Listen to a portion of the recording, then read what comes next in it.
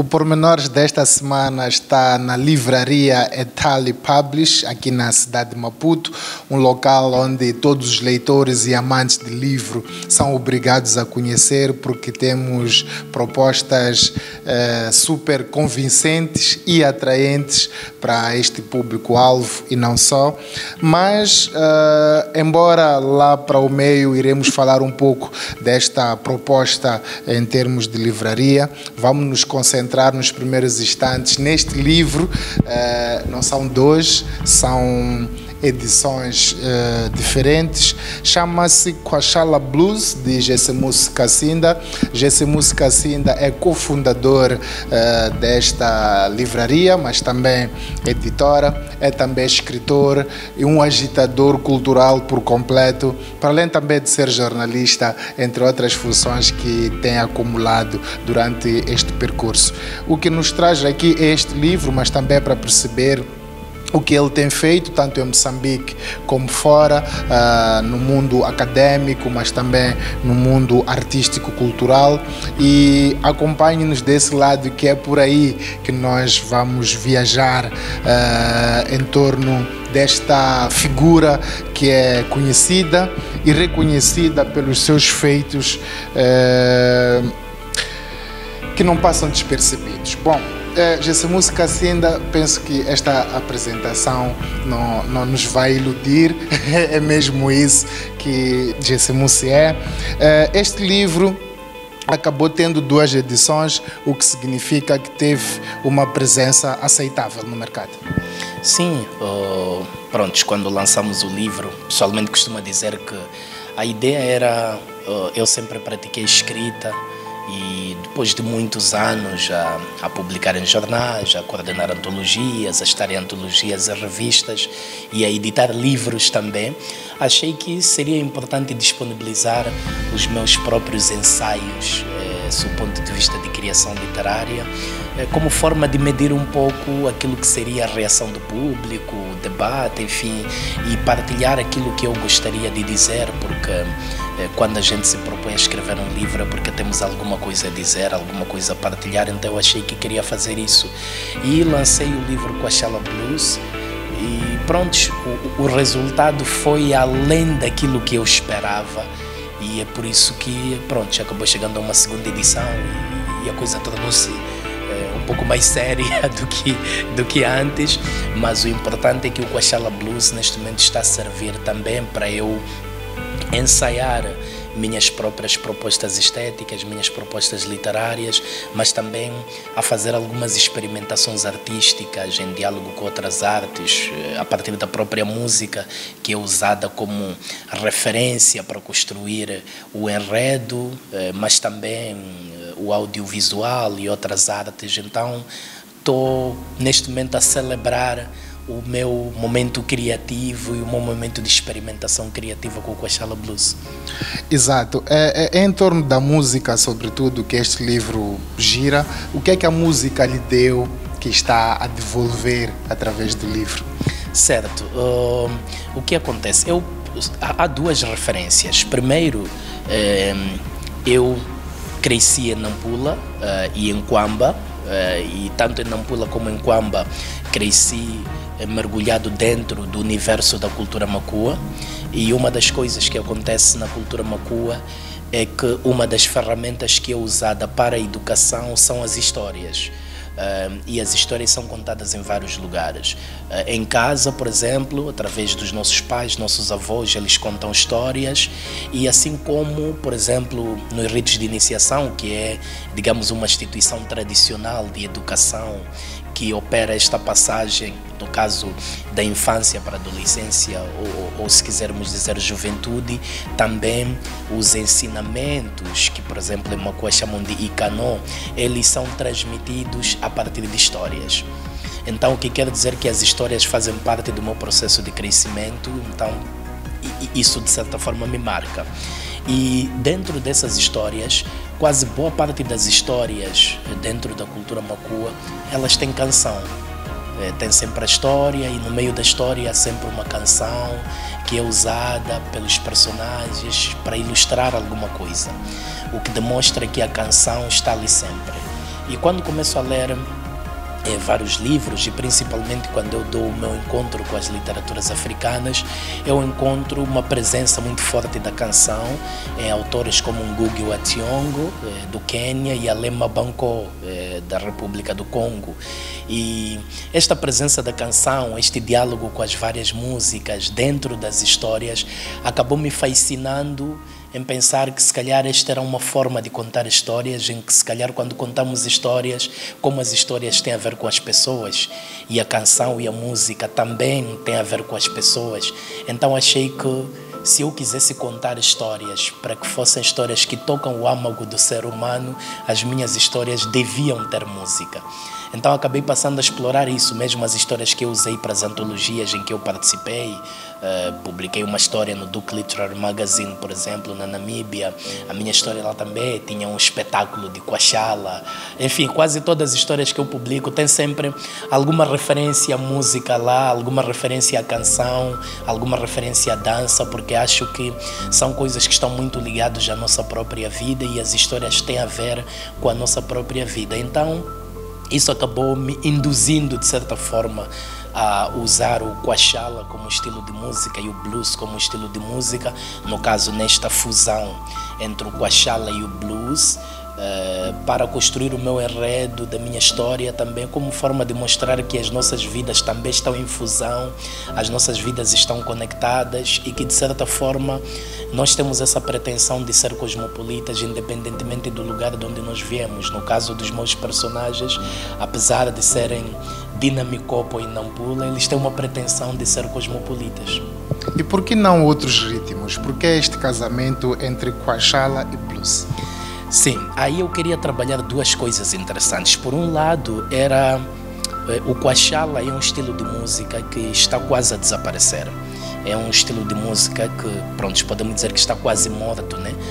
E sendo um estilo de música que está quase morto, e a minha história girando um pouco em volta da morte, porque o livro basicamente é uma história construída em volta da morte, porque o protagonista, que é um datilógrafo que vive em Maputo, recebe uma notícia sobre a morte do seu pai em Nampula. Então as histórias vão girando um pouco em volta deste incidente, que foi a morte do pai do protagonista. Então achei que ir buscar um estilo de música que também está quase morto pudesse fazer jus ao espírito que queria, enfim, que queria provocar em termos de reflexão no próprio livro. E o blues também por duas coisas. Por um lado, porque o blues é um estilo de música muito melancólico, não é? Muito melancólico, e que também tem esta questão da morte ali quase iminente. Mas por outro lado, porque o blues é daqueles estilos de música negra que se tornaram em música da humanidade. Então era uma forma, como disse, de reclamar esta pretensão cosmopolita. Mas também existem outros detalhes que podem ser vistos. Esses detalhes, claro, no livro são apenas referenciados como conversas de personagens, mas se existe alguém, por exemplo, que estude música, um etnomusicólogo ou um jornalista cultural que queira fazer um documentário um pouco mais, digamos, etnográfico da música em Nampula e em Cabo Delgado, poderá verificar que uma boa parte de artistas de Kwachala vão se atribuir o apelido de jazz. Morara Jazz, Norte Jazz, Manono Jazz, né? E há várias músicas de artistas que, mesmo sem se atribuir o título de jazz, lá dentro da música ele diz: este é o nosso blues. Então o que quer dizer que o blues, o jazz e claro a rumba congolesa eram estilos de música que eram muito escutados em Nampula e em Cabo Delgado, que de certa forma influenciou um estilo, um gênero musical que era feito nos bairros. Então é também uma forma de dizer: olha, as pessoas estão em Cabo Delgado, estão em Nampula, mas também estão a acompanhar um pouco o que está acontecendo na América e o que está acontecendo em outras partes do mundo. Então achei que poderia provocar bem e pronto, usamos isso como pretexto. Claro, Kwachala Blues é o título do álbum de um dos personagens, que em princípio terá que sair, mas também Kwachala Blues acabou ficando o título do livro. Ok. E o livro é interessante por não ter esgotado tanto a primeira como a segunda edição. Percebi que estão agora no processo de impressão desta segunda edição também, que praticamente já não existe. É interessante pelo fato de não ter esgotado num único espaço, né? Gessemus intitula-se Um Peregrino e onde anda vai com o livro, né? O livro praticamente já esteve em quase todo o país, não sei que províncias ainda faltaram. Esteve também em Portugal, onde está a fazer uma atividade acadêmica, e noutras partes também de África. E que impressões, né? E que ensinamentos este livro lhe propôs ao perceber o contacto com as outras pessoas, né? Sobretudo as pessoas que se calhar não sejam nem de Maputo nem de Nampula. Certo, sim, o livro vai... Pronto, eu vou girando com o livro, como disse. As únicas províncias para onde ainda não fui, a Moçambique, são Tete e Cabo Delgado. E Cabo Delgado é um dado curioso, porque o Quachala também é um estilo de música de Cabo Delgado, como disse, né? O Quachala é um estilo de música de Nampula e Cabo Delgado, no caso é das duas províncias. Então os meus amigos de Cabo Delgado já reclamam de que não faz sentido que eu ainda não vá. Então, de fato, Cabo Delgado e Tete é para os lugares onde ainda não fui. E uma coisa interessante que acontece é, primeiro, as pessoas identificam-se com o livro. Identificam-se com o livro porque em Moçambique, acho que aí é importante também trazer reações diferentes.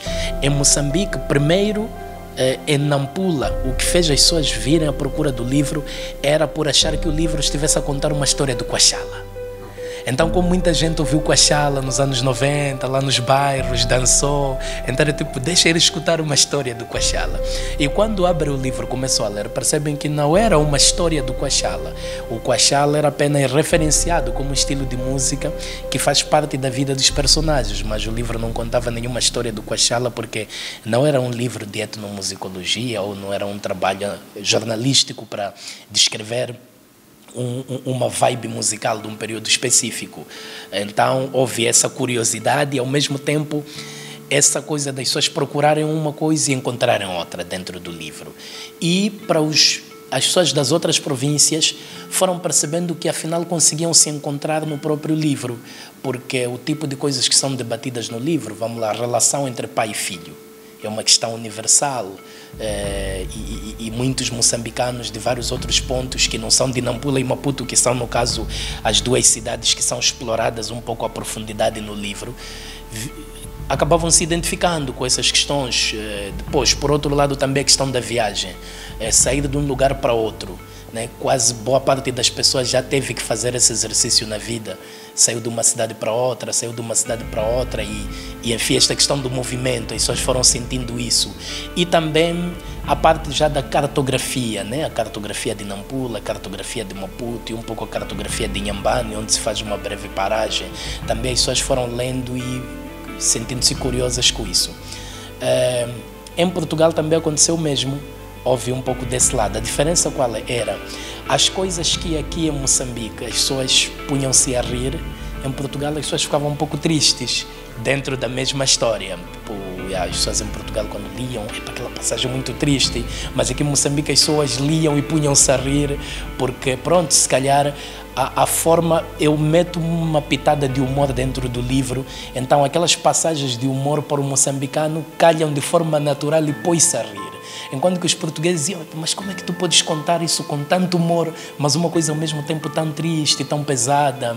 E tudo isso vai gerando as conversas que vou tendo com os leitores. Então, essas reações diferentes dos leitores vão também gerando conversas comigo e, de certa forma, vai contribuindo também para o meu próprio amadurecimento como autor, porque tenho outros projetos literários. Então, estas conversas também são interessantes para ver como é que o livro é recebido, porque eu, pessoalmente, acho que por causa do defeito de profissão, como comecei a escrever primeiro como jornalista, então a reação das pessoas é importante para eu poder perceber como é que estou a conseguir dialogar com os meus leitores. Exato. É curioso também que este é o seu livro de estreia. É um livro de estreia, mas insere um processo longo de convívio que Gessemus tem com o livro. né? E prova disso é o fato de nós estarmos aqui nesta livraria, que também é uma editora. Como é que surge a ideia de criar a Etali, sobretudo com esta visão muito pan-africana, né? Que nos ajuda a contar e a trazer para as mãos dos leitores as narrativas africanas? Sim, pronto. Essa é uma história que eu já contei várias vezes, mas se calhar agora vou só resumir em termos de valores, né? O que posso dizer é que aquilo que nós estávamos a fazer, eu e o Alex produzíamos um festival em Nampula e os festivais literários, os festivais culturais no geral, para além de exibir aquilo que é feito, eles contribuem por um lado para a formação de público e por outro lado para a partilha de ideias entre as pessoas que estão envolvidas no próprio setor, no caso no setor cultural. Então, como atores envolvidos no setor cultural, estando a promover, estando a dinamizar uma série de atividades em Nampula e que depois passamos a fazer também em Maputo, acabamos identificando algumas questões que achamos que precisávamos de intervir nelas e dar o nosso contributo. E uma dessas questões que sem dúvida se nota na altura havia pouca possibilidade de um novo autor lançar livro. Então, é preciso dizer que nós começamos em 2016, então não era um ano em que um novo autor lançava livro e haviam poucas editoras. Então nós entramos nesse período com essa visão, que acabou sendo uma visão também de outras editoras, então ampliou. Envolvido esse tempo todo, já não se pode dizer que aquele valor hoje funciona, porque outras editoras até lançam novos autores com um pouco mais de velocidade em relação à Etali, mas na altura de fato não havia, então esse era um valor que nós queríamos apostar, lançar em novos autores. E por outro, que é uma situação que, mesmo com todo esse período de trabalho que nós temos como Etali, até agora nós ainda continuamos a notar, é uma espécie de um provincianismo no nosso espaço literário, um isolamento. Uma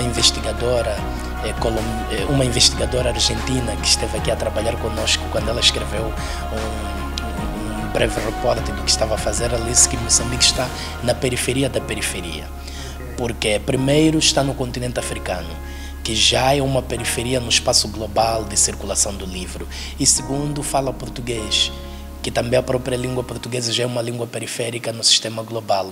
Então, por causa dessa nossa situação de estar na periferia da periferia, nós também acabamos nos periferizando à medida em que não circulamos no nosso país aquilo que tem estado a se produzir um pouco dentro do continente africano e um pouco até posso dizer no mundo, naquilo que diz respeito à literatura feita não só por africanos, mas também por afrodescendentes e cidadãos que tenham uma cultura de influência africana. Então achamos que esse tinha que ser o nosso ponto e começamos a trabalhar nisso até hoje. Vimos os resultados, mas quando olhamos à volta ainda sentimos que ainda estamos a nos isolar. Pronto, agora começa a surgir uma nova geração que está a fazer coisas interessantes, que já começa a dialogar. Este ano eu estive envolvido, fui Portuguese and Spanish Reader do Canex Book Factory, organizado pelo Narrative Landscape, e tive a oportunidade de participar na equipa que depois conseguiu identificar 2 autores de língua portuguesa que estão agora a participar no Canex Book Factory no Ghana, o moçambicano e o angolano. Então, de certa forma, estamos no fundo, é uma nova geração que está a dizer nós queremos sair disso. Vejo aqui também alguns romances, um romance de uma autora, Kaya M, editado pela Culera, e vi também o romance da Maya Angelou Makwakwa, que quando eu leio, eu sinto que está em diálogo e em debate com um pouco aquilo que está a se escrever daqui na África Austral, o que está a se escrever no Zimbábue, o que está a se escrever na África do Sul, o que significa que estamos com uma pretensão de querer sair dessa situação de periferia que nós nos encontramos, mas esse é um fato, nós acabamos ficando periféricos por motivos que eu já disse, históricos, culturais, linguísticos, mas agora temos de começar a aparecer e a nos impor. Por um lado, ao nos impormos, estamos a impor a língua portuguesa como uma língua de criação e uma língua do centro, e por outro, estamos também a dizer que, olha, Moçambique, a criatividade e a nossa criatividade está aqui. E Etali combina edição com venda, né? E por isso criou esta livraria. Como é que avaliam esta combinação, essa dualidade em termos de promoção, numa visão mais social, mas em termos também de negócio, que não deixa de ser. Sim, olha, se dependesse de nós, nós estaríamos apenas a editar livros, porque esse era o nosso valor e gostaríamos de aplicar nisso, mas decidimos entrar nas vendas. Por quê? Primeiro porque nós não teríamos capacidade de editar todo tipo de livros que nós gostaríamos que estivessem disponíveis no mercado moçambicano, e por outro lado porque fomos verificar que as outras livrarias, nossos pares, produziam um outro tipo de conteúdo ou disponibilizavam outro tipo de conteúdo que era diferente do conteúdo que nós achamos que faltava no espaço. Então é por isso que acabamos também alargando para a parte da livraria. O que posso dizer é que o resultado é positivo, porque a Itália tem um tipo de livros que em princípio nenhuma outra livraria tem. Nós geralmente, acho que se calhar por sermos editores, nós fazemos uma curadoria de um conteúdo que sabemos que as pessoas que chegam para aqui, o tipo de livros que vão encontrar é o tipo de livros que não há noutras livrarias, é o tipo de autores que não há noutras livrarias. Você vai ver autores como Kalafe Palanga, por exemplo, de Angola, Mohamed Mbongao Sarr, que venceu o Go Concours, que quando venceu o Go Concours todo mundo partilhou, mas as pessoas não sabiam onde encontrar o seu livro, mas a Itália tinha os seus livros, né? Alema Bancou, enfim, Ngugu Tiongo, como nós aqui editamos, então acabamos disponibilizando um pouco em tudo. Então temos tentado fazer isso, a Eoma Debaio e vários outros autores. Então acabamos sendo essa ferramenta de disponibilização de livros que não existem nos outros lugares. E o resultado é positivo, porque por um lado estamos a trazer para Moçambique livros que não há. Por outro lado, estamos também a dar oportunidade aos leitores moçambicanos para estarem um pouco na senda do que é que está a se produzir nos espaços africanos, não só dentro como fora do continente. Assim, os moçambicanos, os autores moçambicanos, os leitores moçambicanos não ficam de fora de um debate global, não se provincializam. Então contribuímos, de certa forma, usando uma expressão do Chakrabarti, contribuímos para desprovincializar o espaço literário moçambicano, e é isso que vai acontecendo. E por outro lado, que é o mais importante, contribuímos para a formação de leitores. Nos últimos anos também a Itália envolveu-se muito em ações de formação de leitores, criando um concurso, Ler nas Férias, que promove leitura, forma leitores, entrando em atividades com escolas, com universidades. Então, não só somos uma editora e uma livraria que disponibiliza o melhor da criatividade afim africana e também um pouco global, diaspórica, mas também somos uma editora que contribui para a educação, contribui para a cidadania dos moçambicanos através dos vários dos nossos projetos que temos de formação de leitores. Sim, mas também ocorre-me que seja a única editora, corrige-me se estiver errado, que tem um aplicativo, ou seja, tem uma presença digital marcante, que é uma necessidade atual. Estamos todos nas redes sociais, estamos todos a baixar software, estamos todos nos telemóveis, e permite também que os seus leitores encontrem livros nesse universo digital. Como é que foi pensada essa forma de ser da editora, e de que forma tem surtido efeito? Bem, é interessante. Por acaso, essa coisa de ser único, ser primeiro, é uma brincadeira que é interessante, porque não sei se diria feliz ou infelizmente, muita gente vem sempre com essa narrativa de nós fomos os primeiros a fazer isso, fomos os primeiros a fazer aquilo. E por acaso nós já vimos isso quando a gente lançou a Itália e começamos a traduzir livros. Não existiam editoras em Moçambique que traduziam, mas já vimos editoras, por exemplo, que surgiram em 2018 a dizer que eram as primeiras a fazer isso. Então, às vezes, você pergunta se esta reivindicação de dizer que somos os primeiros é uma forma de apagar os outros, ou é porque não sabem que existam outros que tenham estado a fazer.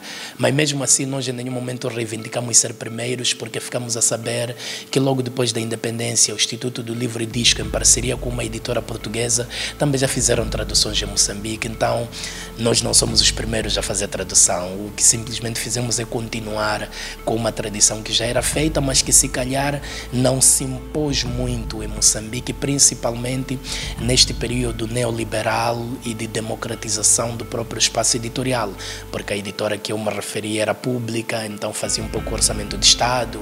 Então agora, neste espaço neoliberal, no caso, quando nós surgimos, praticamente não haviam outras a fazer. Agora já começam a surgir outras, o que é bom. O mesmo acontece no aplicativo. Nós também, quando começamos a pensar em aplicativo, na altura não havíamos identificado, fizemos um mapeamento e tal, fizemos uma vasculha através de várias ferramentas e não encontramos aplicativo. E criamos o Etale Books. O Etale Books, que ficou presente e até agora está lá. Agora já surgem outras plataformas, inclusive algumas que estão a surgir agora, também já vêm com esse título, a primeira plataforma digital moçambicana de livros. Então, o que eu diria é, nós não somos os primeiros, mas quando começamos a fazer as coisas que começamos a fazer, não havia outros que faziam. E a nossa visão era única, nós temos uma visão do digital que é diferente. A nossa visão do digital é: o digital não veio para substituir o físico. O digital veio para ampliar o físico. O digital veio para permitir que o físico também chegue mais. Então, o digital seria apenas um prolongamento da mão humana.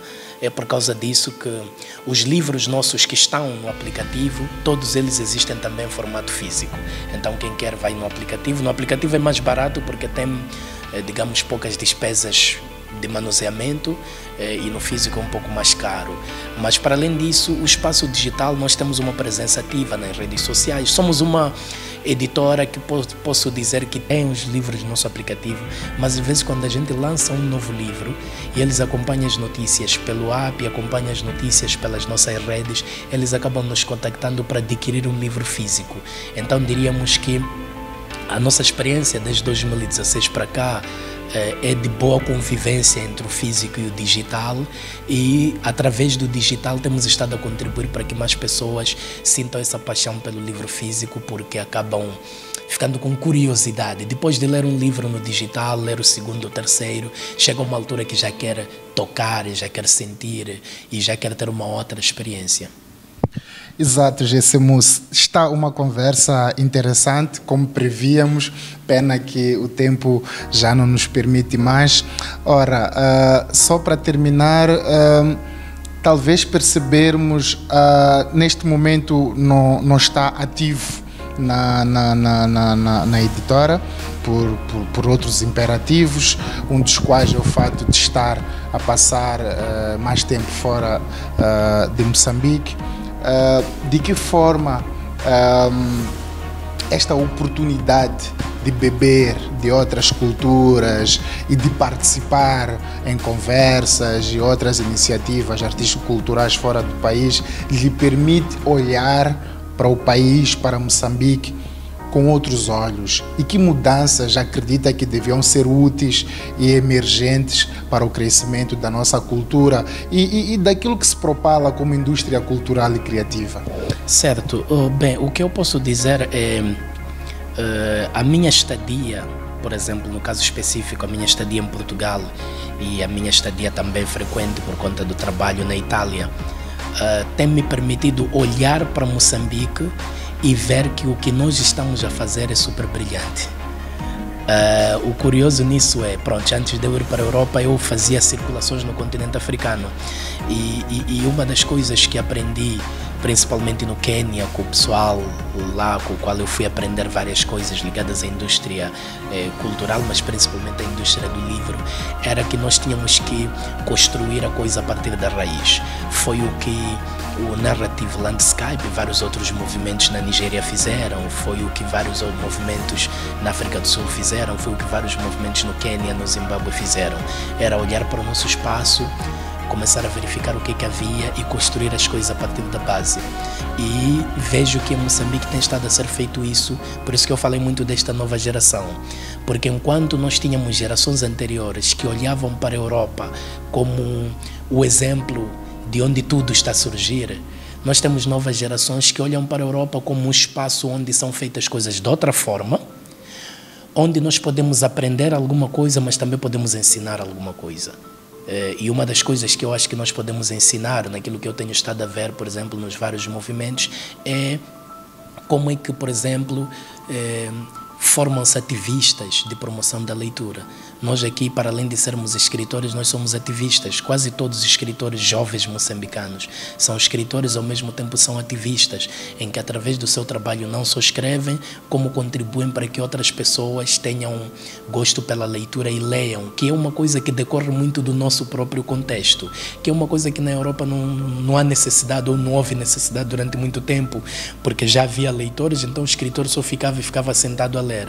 Isso significa o quê? Que se eu sou um escritor que não tem esse senso de leitura de realidades, eu vou chegar à Europa e vou encontrar um escritor que fica sentado, anda de bicicleta, escreve livros e lança.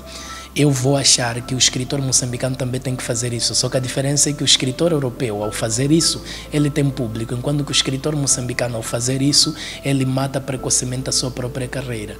Então, as viagens são importantes porque nos permitem ver uma série de coisas, claro que também há coisas que estou a aprender e a ver como são feitas.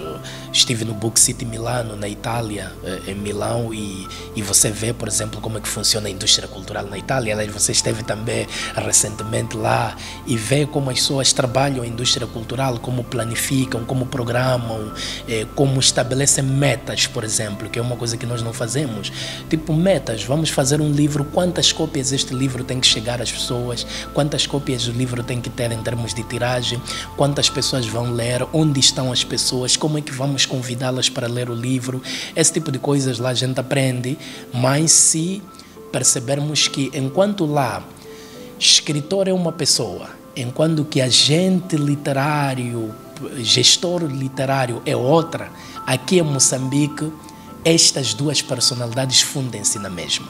Então, por um lado, diríamos que é preciso também olhar para a nossa realidade e aceitar e trabalhar dentro dessa realidade e não querer lutar contra ela. Porque, claro, seria bom se tivéssemos uma situação como a europeia, em que ou tu és agente ou tu és escritor, mas a realidade dos vários países africanos dizem que quase todos nós temos que trabalhar, né? Que todo escritor tem que ser ativista. Então, são um pouco essas coisas que vou aprendendo, mas no geral, quando eu olho principalmente para esta minha geração, eu olho de uma forma surpreendente, porque esta geração está a fazer coisas que nunca foram feitas na história de Moçambique. Infelizmente não se fala, infelizmente não se destaca isso, mas esta geração está a trazer uma forma de ser e estar na literatura que nunca houve em Moçambique. E quando estou fora, consigo ver melhor isso do que quando estou dentro. Então, é isso.